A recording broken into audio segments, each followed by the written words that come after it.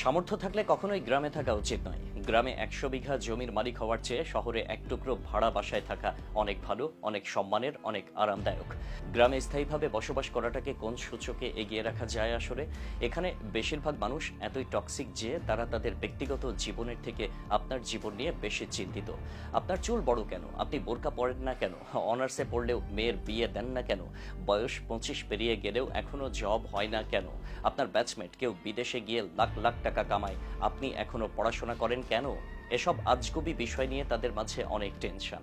মাঝে মাঝে দেখবেন আপনার নিজের ফ্যামিলিও সেই সব বিষয় নিয়ে চিন্তিত নয়, যেসব বিষয়ে অন্যান্য মানুষ বেশি চিন্তিত। গ্রামের টক্সিক বিষয়গুলোর আরেকটি বড় পার্ট হচ্ছে ঝগড়া। আপনি এমন কোনো বাড়ি খুঁজে পাবেন না যেখানে জায়গা জমি নিয়ে কোনো বিরোধ নেই।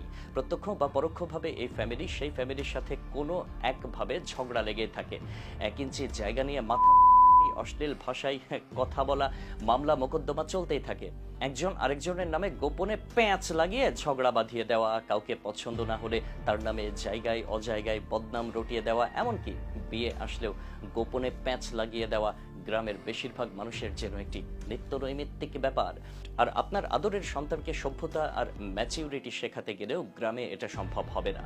গ্রামের বেশিরভাগ মানুষই এতটা অজ্ঞ যে তারা সফটওয়্যার ইঞ্জিনিয়ার বোঝে না, ইলেকট্রিক্যাল ইঞ্জিনিয়ার বোঝে না, এমবিবিএস ডাক্তারের মানে বোঝে না।